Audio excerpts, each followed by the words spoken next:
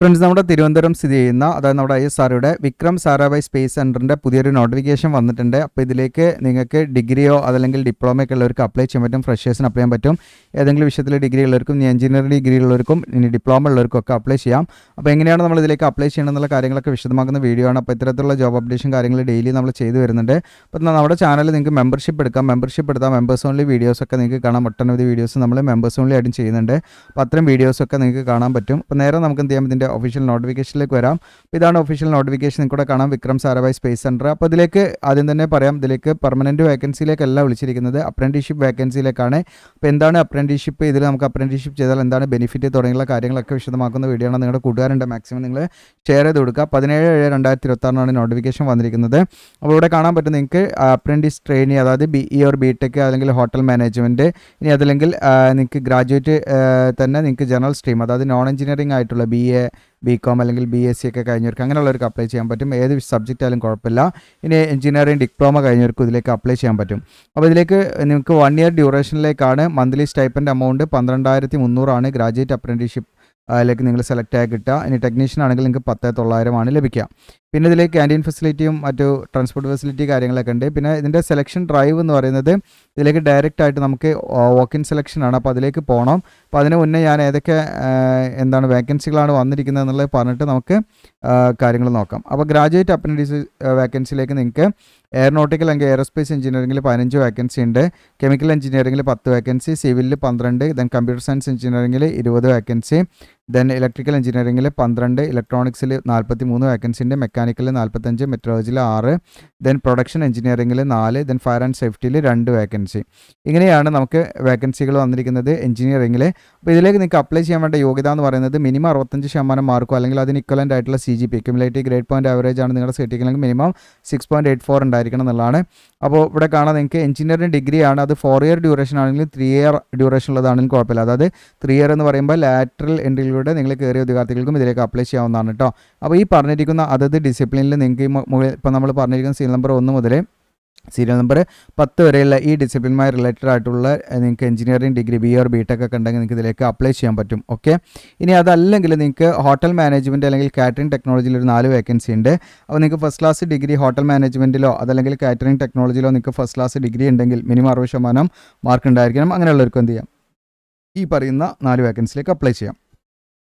ഇനി അടുത്ത 12ാമത്തത് ജനറൽ സ്ട്രീമാണ്, അതായത് നോൺ എഞ്ചിനീയറിംഗ് ആയിട്ട് 100 വേക്കൻസി ഉണ്ട്. അതിലേക്ക് നിങ്ങൾക്ക് BCom, BA, BBA അല്ലെങ്കിൽ BSc തുടങ്ങിയിട്ടുള്ള, അതായത് എഞ്ചിനീയറിംഗ് ഡിഗ്രി അല്ലാത്ത വേറെ ഏതെങ്കിലും ഡിഗ്രി ഒക്കെ കഴിഞ്ഞവരാണെങ്കിൽ അവർക്ക് ഈ 100 വേക്കൻസിയിലേക്ക് അപ്ലൈ ചെയ്യാം. അത് സബ്ജക്റ്റ് അവിടെ മാറ്റർ അല്ല, എനി ഡിസിപ്ലിനിൽ നിങ്ങൾക്ക് ഡിഗ്രി ഉണ്ടായാൽ മതി എന്നുള്ളതാണ്. അപ്പോൾ ബാച്ചിലേഴ്സ് ഡിഗ്രിയാണ്, 60% മിനിമം മാർക്ക് ഉണ്ടായിരിക്കണം. CGP ആണെങ്കിൽ നിങ്ങൾക്ക് 6.32 മിനിമം ഉണ്ടായിരിക്കണം എന്നുള്ളതാണ് കേട്ടോ, ഗ്രേഡ് ആണെങ്കിൽ. അപ്പോൾ ഇതിൽ നിങ്ങൾക്ക് പ്രധാനമായിട്ടും നിങ്ങൾക്ക് ആ ഒരു ട്രെയിനിങ് ഏരിയ എന്ന് പറയുന്നത് അഡ്മിനിസ്ട്രേഷൻ, അതായത് ഫൈനാൻസ് ആൻഡ് അക്കൗണ്ട്സ്, പർച്ചേസ്, ഈ മേഖലയ്ക്കായിട്ട് ബന്ധപ്പെട്ടായിരിക്കും നിങ്ങൾക്ക് അപ്രന്റീസ്ഷിപ്പ് ട്രെയിനിങ് ലഭിക്കുന്നത് കേട്ടോ. ഓക്കെ, ഇനി ഇതിലേക്ക് ടെക്നീഷ്യൻ അപ്രൻറ്റീസ് എന്ന് പറഞ്ഞിട്ട് സ്റ്റൈപ്പൻഡ് 10,900 ലഭിക്കുക. ഇതിലേക്ക് നിങ്ങൾക്ക് ഓട്ടോമൊബൈലിൽ 8 വേക്കൻസി, കെമിക്കൽ എഞ്ചിനീയറിംഗിൽ 25 വേക്കൻസി, സിവിലിൽ 8 വേക്കൻസി, ദെൻ കമ്പ്യൂട്ടർ സയൻസ് എഞ്ചിനീയറിംഗിൽ 15 വേക്കൻസി, ദെൻ ഇലക്ട്രിക്കൽ എഞ്ചിനീയറിംഗിൽ 10, ദെൻ ഇലക്ട്രോണിക്സിൽ 40, ഇൻസ്ട്രുമെൻറ്റ് ടെക്നോളജിയിൽ 6 വേക്കൻസി, മെക്കാനിക്കൽ എഞ്ചിനീയറിംഗിൽ 50 വേക്കൻസി. ഓക്കെ, അപ്പോൾ ഈ സീരിയൽ നമ്പർ 1 മുതൽ നിങ്ങൾക്ക് സീരിയൽ നമ്പർ 8 വരെ ഇതിലേക്ക് അപ്ലൈ ചെയ്യാൻ വേണ്ട യോഗ്യത ഈ മുകളിൽ ഇവിടെ ലിസ്റ്റ് ചെയ്തിരിക്കുന്നത്, അതായത് ഡിസിപ്ലിനുമായി ബന്ധപ്പെട്ട് നിങ്ങൾക്ക് first class diploma, engineering diploma ഉള്ളവർക്ക് അപ്ലൈ ചെയ്യാവുന്നതാണ്.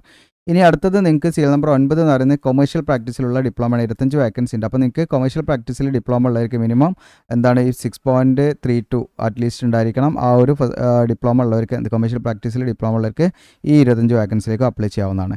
അപ്പോൾ ഇതിലേക്ക് നിങ്ങൾ അപ്ലൈ ചെയ്യാൻ താല്പര്യപ്പെടുന്നുണ്ടെങ്കിൽ നമുക്കിതിലേക്ക് വോക്ക് ഇൻ സെലക്ഷനാണ്. അപ്പോൾ അതിൻ്റെ ഡീറ്റെയിൽ ആയിട്ടുള്ള കാര്യങ്ങളിലേക്ക് വരാം.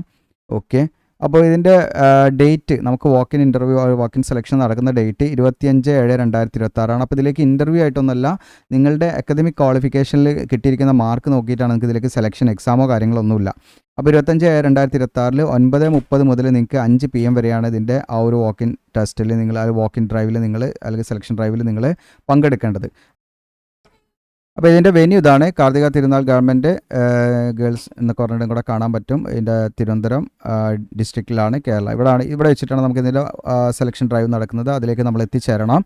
അപ്പോൾ നിങ്ങൾ പ്രത്യേകം ശ്രദ്ധിക്കേണ്ട കാര്യം എന്ന് വെച്ചാൽ നിങ്ങളുടെ ക്വാളിഫിക്കേഷന്, അതായത് നിങ്ങൾ ഏപ്രിൽ 2022 മുൻപ് ഡിഗ്രിയോ ഡിപ്ലോമ കഴിഞ്ഞവരാണെങ്കിൽ നിങ്ങൾ ഇതിലേക്ക് അപ്ലൈ ചെയ്യാൻ എലിജിബിൾ അല്ല. ഒന്നാമത്തെ കണ്ടീഷനാണ് ഏപ്രിൽ 2022 എന്ന് പറയുന്ന ആ ഒരു ഡേറ്റ് പ്രത്യേകം ശ്രദ്ധിക്കുക. ഏപ്രിൽ 2022 എന്ന് പറയുന്നതിന് മുൻപായിട്ട് നിങ്ങൾ ഡിഗ്രിയോ ഡിപ്ലോമയോ കംപ്ലീറ്റ് ചെയ്തവരാണെങ്കിൽ നിങ്ങൾ ഇതിലേക്ക് അപ്ലൈ ചെയ്യാൻ എലിജിബിൾ അല്ല. അതായത് ഏപ്രിൽ 2022 ശേഷം നിങ്ങളുടെ ഡിഗ്രിയോ ഡിപ്ലോമയോ കഴിഞ്ഞവരാണെങ്കിൽ മാത്രമേ അപ്ലൈ ചെയ്യാൻ പറ്റുള്ളൂ. കാരണം നമ്മുടെ കോഴ്സ് കഴിഞ്ഞ് 5 വർഷം പിന്നിടാൻ പാടില്ല എന്നുള്ളത് പ്രത്യേകം ശ്രദ്ധിക്കേണ്ട കാര്യമാണ്. അതുപോലെ റിസൾട്ട് വെയിറ്റ് ചെയ്യുന്നവർക്ക് ഇതിലേക്ക് അപ്ലൈ ചെയ്യാൻ പറ്റില്ല. അതുപോലെ ME ഓർ MTech പോലെയുള്ള ഉയർന്ന ക്വാളിഫിക്കേഷൻ ഉള്ളവർക്കും ഇതിലേക്ക് അപ്ലൈ ചെയ്യാൻ എലിജിബിൾ അല്ല കേട്ടോ. ഓക്കെ, അപ്പോൾ പ്രത്യേകം ശ്രദ്ധിക്കുക. 2022 എന്ന് പറയുന്നൊരു ഡേറ്റ് ഇവിടെ ഇട്ടിട്ടുണ്ട്, ഏപ്രിൽ. അപ്പോൾ ഈ ഏപ്രിൽ 2022 ശേഷമോ, അതായത് 2023, 24, 25, 26 നിങ്ങൾക്ക് ഡിഗ്രിയോ ഡിപ്ലോമയോ നിങ്ങൾ നേടിയ വിദ്യാർത്ഥികളാണെങ്കിൽ അപ്ലൈ ചെയ്യാൻ പറ്റും. എന്നാൽ 2021, 2020, 2019 ഒന്നും പറ്റില്ല. അപ്പോൾ ഏപ്രിൽ 2022 എന്ന് പറയുന്ന ഡേറ്റിനോ അതിന് ശേഷമോ നമ്മളെന്താണ് ഡിഗ്രിയോ ഡിപ്ലോമയോ കഴിഞ്ഞവരാണെങ്കിൽ മാത്രമേ ഇതിലേക്ക് അപ്ലൈ ചെയ്യാൻ പറ്റുള്ളൂ. 5 വർഷം പിന്നിടാൻ പാടില്ല എന്നുള്ളതാണ്. ഓക്കെ, പിന്നെ ഇതിലേക്ക് നമുക്ക് ആ ഒരു പ്രിഫറൻസ് എന്ന് പറയുന്നത് കേരള, തമിഴ്നാട്, കർണാടക, ആന്ധ്രാപ്രദേശ്, അതുപോലെ തെലങ്കാന, പോണ്ടിച്ചേരി, ഇവിടെയൊക്കെ നിങ്ങൾ സദേൺ റീജിയൻ്റെ ഭാഗമാണ്. അപ്പോൾ ഇവിടെ നമ്മൾ പഠിച്ച് ഇറങ്ങിയ ഉദ്യോഗാർത്ഥികൾക്ക് മാത്രമാണ് ഒരു പ്രയോറിറ്റി കൊടുക്കുന്നത്. ബാക്കിയുള്ള ഉദ്യോഗാർത്ഥികൾക്ക് ഈ പറയുന്ന സദേൺ റീജിയനിലുള്ള ഉദ്യോഗാർത്ഥികളല്ല തികയാതെ വരുന്ന സമയത്ത് മാത്രമേ മറ്റുള്ളവരെ പരിഗണിക്കുകയുള്ളൂ. അപ്പോൾ നമുക്ക് തന്നെയാണ് അതിൻ്റെ ഒരു അവർ ആ ഒരു പ്രയോറിറ്റി നൽകുന്നത് എന്നുള്ളത് മനസ്സിലാക്കുക. അപ്പം മാക്സിമം നിങ്ങളുടെ കൂട്ടുകാരുണ്ടെങ്കിൽ മാക്സിമം അയച്ചു കൊടുക്കുക. ഇനി ഇതിൻ്റെ ഏജ് ലിമിറ്റാണ്. ഏജ് ലിമിറ്റ് എന്ന് പറയുമ്പോൾ 31/7/2026 കണക്കാക്കിയിട്ട് ഇപ്പോൾ ഗ്രാജുവേറ്റ് അപ്രൻറ്റീസ് എഞ്ചിനീയറിംഗ് ആണെങ്കിലും നോൺ എഞ്ചിനീയറിംഗ് കാറ്റഗറിയിലാണെങ്കിലും അവർക്ക് ജനറൽ കാൻഡിഡേറ്റ്സ് ആണെങ്കിൽ 28 വയസ്സ് വരെ അപ്ലൈ ചെയ്യാൻ പറ്റും. OBC ആണെങ്കിൽ 31, SC ആണെങ്കിൽ 33, ST ആണെങ്കിൽ 33 വയസ്സ് വരെ അപ്ലൈ ചെയ്യാം. ഇനി PWBD കാൻഡിഡേറ്റ്സിൽ അവർക്ക് ജനറൽ PWBD ഡിസബിലിറ്റി ഉള്ള വിദ്യാർത്ഥികളാണ്. അതിൽ ജനറൽ കാൻഡിഡേറ്റ്സിന് 38 വയസ്സുണ്ട്. OBC ആണെങ്കിൽ അതിൽ 41, അവർക്ക് ഏജ് റിലാക്സേഷൻ കുറച്ച് കൂടുതലുണ്ടാവും. ഇനി ഇവിടെ ടെക്നീഷ്യൻ അപ്രൻറ്റീസ് ഡിപ്ലോമ എഞ്ചിനീയറിംഗ് ആണെങ്കിൽ അവർക്ക് ജനറലിന് 30, OBCക്ക് 33, SCക്ക് 35, STക്ക് 35 എന്നുള്ളതാണ്. അതിൽ ഡിസബിലിറ്റി ഉള്ള വിദ്യാർത്ഥികളാണെങ്കിൽ അവർക്ക് ജനറൽ 40, പിന്നെ അവർ അനുസരിച്ച് റിലാക്സേഷൻ ഉണ്ട്. ഇനി ടെക്നീഷ്യൻ അപ്രൻറ്റീസ് നിങ്ങൾക്കിവിടെ കൊമേഴ്ഷ്യൽ പ്രാക്ടീസിലേക്കാണെങ്കിൽ ജനറലിന് 26 വയസ്സ് വരെ അപ്ലൈ ചെയ്യാം. OBC 29, SC 31, ST 31 കേട്ടോ. പിന്നെ ഡിസബിലിറ്റി ഉള്ളവർക്കാണെങ്കിൽ ഏജ് റിലാക്സേഷന് കുറച്ചുകൂടെ ഉണ്ട് എന്നുള്ളതാണ്. അപ്പോൾ ഇത്രയാണ് അതിൽ ശ്രദ്ധിക്കേണ്ട കാര്യങ്ങൾ. പിന്നെ നിങ്ങൾക്ക് ക്യാൻറ്റീൻ ഫെസിലിറ്റിയും ട്രാൻസ്പോർട്ട് ഫെസിലിറ്റിയൊക്കെ ഉണ്ടായിരിക്കും ട്രെയിനിങ് പീരീഡിൽ. അതുപോലെ അക്കോമഡേഷനൊക്കെ നമ്മൾ തന്നെ സ്വന്തമായിട്ട് ചിലവിൽ സെറ്റാക്കി വെക്കേണ്ടി വരും. ഇനി എങ്ങനെ അപ്ലൈ ചെയ്യാമെന്ന് വെച്ചാൽ നമ്മൾ ഇതിലേക്ക് ഓൺലൈനായിട്ടും ഓഫ്ലൈനായിട്ടും ഒന്നും അപ്ലൈ ചെയ്യേണ്ട. നിങ്ങൾ ഈ പറയുന്ന സെലക്ഷൻ ഡ്രൈവ് വരുന്ന ആ ഒരു സ്ഥലങ്ങളിൽ നിങ്ങൾ പോയിട്ട് എന്ത് ചെയ്യണം, അപേക്ഷ കൊടുക്കുകയാണ് വേണ്ടത്. 25/7/2026 ഇതിൻ്റെ സെലക്ഷൻ ഡ്രൈവ്, അതായത് ഈ പറയുന്ന വോക്ക് ഇൻ സെലക്ഷൻ നടക്കുന്നത് എന്നുള്ളതാണ്. അപ്പോൾ ഇതിലേക്ക് നിങ്ങൾക്ക് പ്രത്യേകം ശ്രദ്ധിക്കേണ്ട കുറച്ച് കാര്യങ്ങളുണ്ട്. എന്തൊക്കെയാണ് നിങ്ങൾ 25/7/2026 അവിടേക്ക് ഡയറക്റ്റ് പോകുന്ന സ്ഥലത്ത് ആ വെന്യൂവിൽ കാർത്തിക തിരുനാൾ നിങ്ങൾക്ക് അവിടെ കാണാൻ പറ്റും. ഈ ഒരു വെന്യൂ ആണല്ലോ നമ്മൾ പറഞ്ഞത്. അവിടെ നിങ്ങൾ പോകുന്ന സമയത്ത് എന്തൊക്കെ വേണം വെച്ചാൽ എല്ലാ ഡോക്യുമെൻസിൻ്റെയും ഒറിജിനൽ വേണം. അതിൻ്റെ ഒരു സെൽഫ് അറ്റസ്റ്റഡ് ഫോട്ടോകോപ്പി നമ്മളെ കയ്യിൽ വേണം. എന്തൊക്കെയാണ് ഒറിജിനൽ വേണം വെച്ചാൽ BA or BTech അല്ലെങ്കിൽ നിങ്ങൾക്ക് ഡിഗ്രി, അതല്ലെങ്കിൽ നോൺ എഞ്ചിനീയറിംഗ് ഡിഗ്രിയാണ്, അല്ലെങ്കിൽ ഡിപ്ലോമയാണ്, എന്താണോ നിങ്ങളുടെ ക്വാളിഫിക്കേഷൻ അതിൻ്റെ ഫൈനൽ സർട്ടിഫിക്കറ്റ് ഉണ്ട്. സർട്ടിഫിക്കറ്റ് ഇനി ഫൈനൽ ഇല്ലെങ്കിൽ നിങ്ങൾക്ക് പ്രൊഫഷണൽ സർട്ടിഫിക്കറ്റ് ഉണ്ട്, അത് വെച്ചിട്ടും നിങ്ങൾക്ക് പോകുന്നതാണ്. അതിൻ്റെ ഒറിജിനലും അതിൻ്റെ copy self attest photo copy വേണം. ഇനി അതുപോലെ തന്നെ ഇതിൻ്റെയൊക്കെ എന്താണോ നിങ്ങളുടെ ക്വാളിഫിക്കേഷൻ അതിൻ്റെ കൺസോളിഡേറ്റഡ് മാർക്ക് ലിസ്റ്റ് സാധനങ്ങൾ നിങ്ങളുടെ കയ്യിലുണ്ടായിരിക്കണം എന്നുള്ളതാണ്. അതിൻ്റെ ഫോട്ടോ കോപ്പി വേണം. പിന്നെ SSLC അല്ലെങ്കിൽ നിങ്ങൾക്ക് 10th ലെവലുമായി ബന്ധപ്പെട്ടുള്ള സർട്ടിഫിക്കറ്റ് ഉണ്ടായിരിക്കുക. ഡേറ്റ് ഓഫ് ബർത്തിൻ്റെ പ്രൂഫിന് വേണ്ടിയിട്ടാണ്. അതിൻ്റെ കോപ്പിയും വേണം. എക്സ്പീരിയൻസ് സർട്ടിഫിക്കറ്റ് നമുക്ക് നിർബന്ധമല്ല, കാരണം അപ്രൻറ്റീഷിപ്പ് നമുക്ക് എക്സ്പീരിയൻസ് ഉണ്ടെങ്കിൽ നമ്മൾ അപ്രൻറ്റീഷിപ്പ് ചെയ്യാൻ എലിജിബിൾ അല്ല ഒരു കണ്ടീഷനാണ് ശരിക്കും.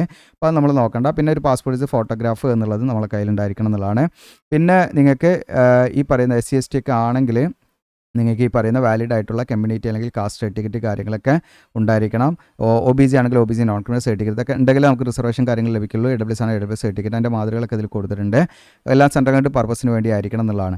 ഇനി ഇവിടെ പ്രത്യേകമായിട്ട് ശ്രദ്ധിക്കേണ്ട കാര്യം വെച്ചാൽ നമുക്ക് ഇതിൽ സെലക്ട് ആയി കഴിഞ്ഞാൽ നമുക്ക് അവിടെ നിന്ന് തന്നെ ഒരു ആപ്ലിക്കേഷൻ ഫോം അവർ തരും. അത് നമ്മൾ ഫില്ല് ചെയ്തിട്ട് നമ്മുടെ എല്ലാ സർട്ടിഫിക്കറ്റിൻ്റെയും സെൽഫ് അറ്റസ്റ്റ് ഫോട്ടോ കോപ്പി ഉണ്ടല്ലോ അതും വെച്ച് നമ്മൾ എന്ത് ചെയ്യണം, അവരുടെ VSSCയുടെ ഒഫീഷ്യൽസിന് നമ്മൾ അവിടെ നിന്ന് ഹാൻഡ് ഓവർ ചെയ്യണം. ഓക്കെ, നമ്മൾ അവിടെ നിന്ന് കൊടുക്കുകയാണ് വേണ്ടത്. അതിന് മുൻപായിട്ട് നമ്മൾ ആപ്ലിക്കേഷൻ ഫില്ല് ചെയ്യുകയോ അല്ലെങ്കിൽ നമ്മൾ ഓൺലൈനായിട്ട് ചെയ്യുകയോ ഒന്നും വേണ്ട. നമ്മൾ ഡയറക്റ്റ് അവിടെ പോയിട്ട് നമുക്ക് അവർ നമ്മളതിൽ നമ്മുടെ ഡോക്യുമെൻറ്റ്സ് ഒക്കെ നോക്കി നമ്മൾ ഓക്കെ ആണെങ്കിൽ നമുക്ക് എന്ത് ചെയ്യും, അവർ ആപ്ലിക്കേഷൻ ഫോം തരും.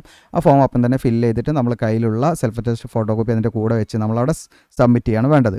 ഇനി സെലക്ഷൻ പ്രോസസ്സ് ആണ്. അതിലേക്ക് എക്സാമോ ഇൻ്റർവ്യൂ കാര്യങ്ങളൊന്നുമില്ല. ഹയസ്റ്റ് മാർക്ക് നോക്കിയിട്ടായിരിക്കും നിങ്ങളുടെ അക്കാദമിക് ആയിട്ട് നിങ്ങൾ നേടിയിരിക്കുന്ന ഡിഗ്രി അല്ലെങ്കിൽ ഡിപ്ലോമ ഇതിൽ നിങ്ങൾക്ക് കിട്ടിയിരിക്കുന്ന മാർക്ക് നോക്കിയിട്ടാണ് സെലക്ട് ചെയ്യുക. ഉയർന്ന മാർക്കുള്ളവർക്ക് എന്തുണ്ടായിരിക്കും അതിൽ സാധ്യത കൂടുതലാണ്. പിന്നെ SC OBC അങ്ങനെ റിസർവേഷൻ ബേസിലൊക്കെ ചെറിയ രീതിയിൽ കട്ട് ഓഫിലൊക്കെ വ്യത്യാസം ഉണ്ടാവും എന്നുള്ളതാണ് കേട്ടോ.